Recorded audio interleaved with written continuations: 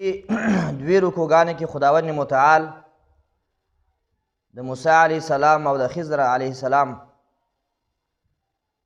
واقعه بیانوي.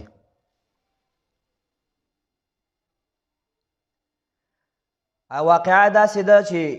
موسی علیه السلام یو ورځ خپل قوم ته خطاب کوي.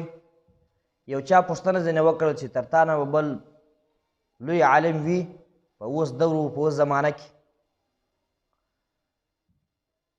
نو ده وویله چې په اوس دور او په زمانه کې تر ما نه بل لوی عالم نسته. د ده دا خبره صحیح وه، ځکه دی په دغه وخت کې یو لوی پیغمبر و، تورات په ده باندې نازلېدی. نو تر ده نه بل په ظاهر باندې لوی عالم په دې هغه دور زمانه کې نه و. خو لیکن دا خبره خداوند متعال ته خوښه نه سوله چې تا ولې داسې وویل چې تر ما نه بل لوی عالم څوک نسته، بلکې د علمیت خبرې دی به الله ته سپارې ویل چې الله پوهېږي چې آیا په دې دور زمانه کې به په انسانانو کې لوی عالم څوک وي. نو ځکه به بیا خداوند متعال و موسی علیه السلام ته وویله چې تر تا نه یو بل لوی عالم هم سته زما په بندګانو کې. نو موسی علیه السلام ورته وویله چې یا الله که زما ملاقات ورسره وسي او ځای راوښیه او زه علم ورڅخه زده کړمه. نو خداوند متعال ورته وویل چې هغه په مجمع البحرین کې دی، یعنې هغه دوه دریابه چې هغه خوږ او تروش دریابونه سره یو ځای سوي دي، په هغه هلته دی. او نشانې یې دا ورکړله چې ماهی د ځان سره واخی، په کوم ځای کې چې ماهی حرکت وکړي او روان سو، بس هلته زما بنده هلته دی. موسی علیه السلام خپل شاګرد او خپل ملګری چې یوشع په دغه وخت کې پیغمبر نه و، هغه نه بعد بیا د موسی علیه السلام د هارون علیه السلام نه بعد بیا پیغمبر سو. دا د ځان سره کوي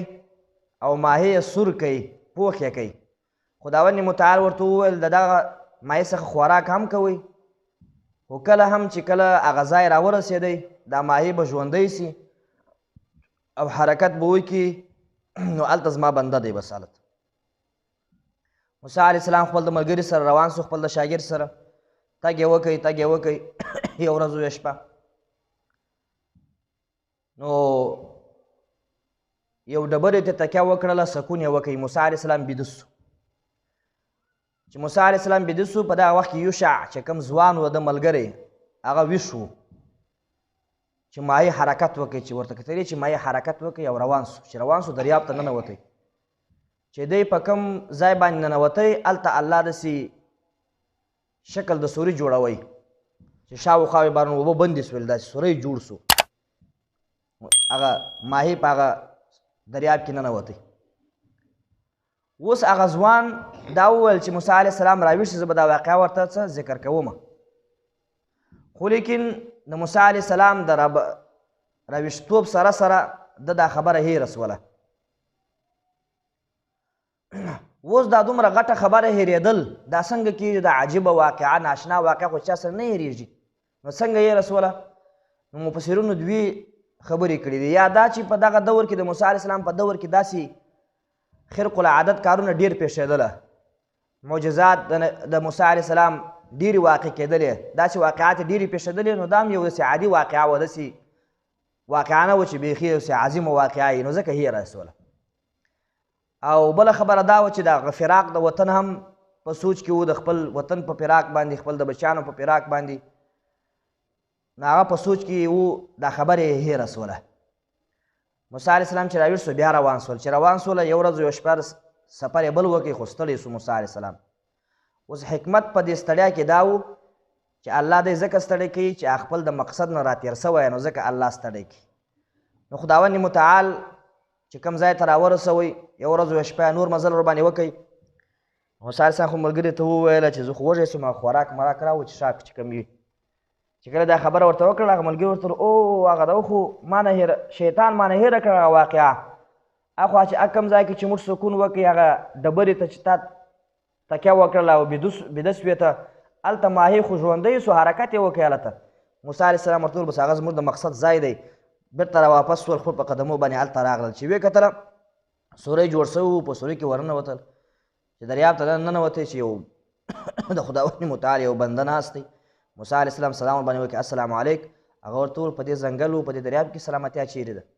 موسی علیه السلام ته وویل زه موسی یم ده ورته وویل کوم موسی یې وایي د بني اسرایلو موسی یم د بني اسرایلو موسی یې وایي و وایي څنګه راغلی وایي که ته ما ته اجازه راکړې زه به ستا نه څه علم حاصل کړم ګوره د اجازه ځینې غواړي که ستا اجازه وي نو شاګرد ته دا یعنی ادب ورښیي چې باید د استاد ادب و احترام وسي هل اتبعک علی ان تعلمني مما علمت رشدا که ستا اجازه وي نو ته که ما ته څه علم راوښیه او زما ملګرتیا وکړي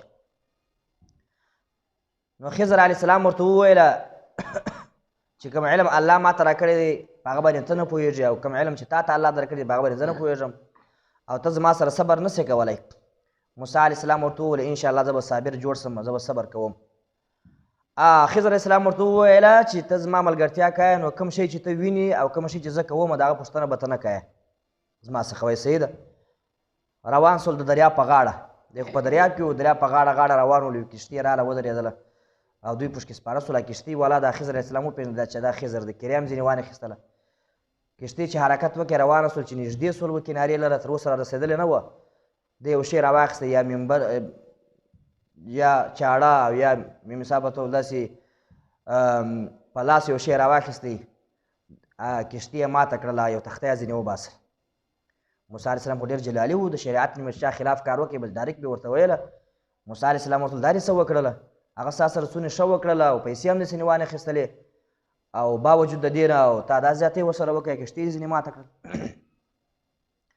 موسی علیه السلام چې دا خبره ورته وکړل خضر علیه السلام ورته وویل چې ما تا ته نه وویل چې ما څه پوښتنه نه کوې او ته صبر نسې کولی ده ورته وویل دا زما نه هیر سوله او په هیرولو سره ما مه نیسه بیا به پوښتنه نسې کوم بیا روان سول څه حده چې ولاړل یو څه حده پورې چې ولاړل یو هلک یې ولیدی چې نور هلکانو سره یې ساعت تېروي دی را ولاړ سو هغه هلک یې راونیوی او سر یې ځینې قلم کوي مړ یې کوي موسی علیه السلام چې دا ولیدل چې دا څونه غټ زیاتی وکړي ظلم یې قتل یې وکړي بیا ورته وویل دا دې څه وکړله تا خو داسې ځوان قتل کوي چې هغه نه ظالم و او نه مسافت بل قتل کړی و چې هغه په بدل کې تا قصاص اخیستی وای خضر علیه السلام ورته وویل ما تا ته نه وویل چې ما نه پوښتنه نه کوې او ته ما سره صبر نسې کولی موسی علیه السلام ورته وویل بس دریم وار که ما پوښتنه سینې وکړ بس نور ما سره ملګرتیا مه کوه او که دریم وار ما پوښتنه سینې وکړله نو ته معذوره یې زما په ملګرتیا کې که ما سره ملګرتیا ونه کړم بس ته معذوره سول په دې کې یعنې عذر درته پېښ شو عذر دا دی چې ما ستا سینې پوښتنه وکړه درې واره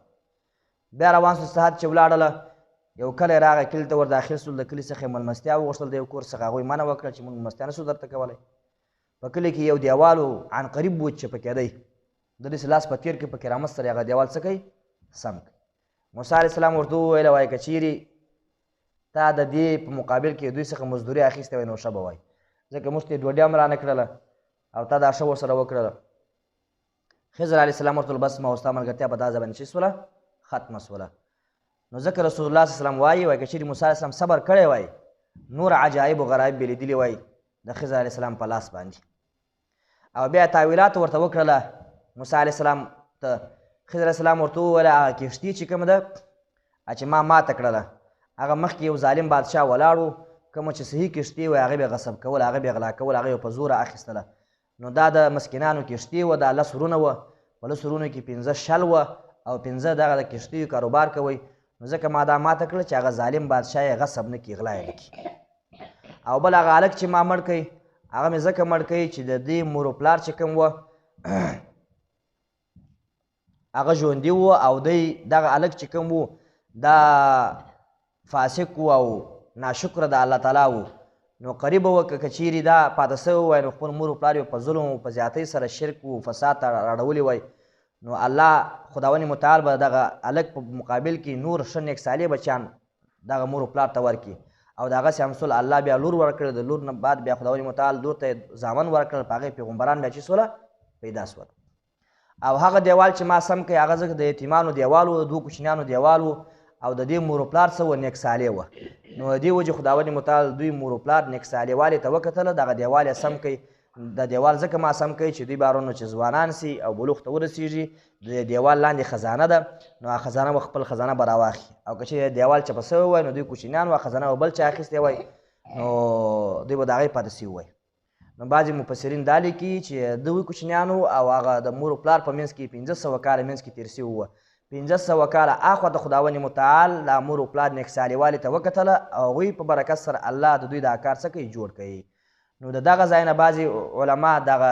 ثبوت د نسب څه کوي ثابتوي.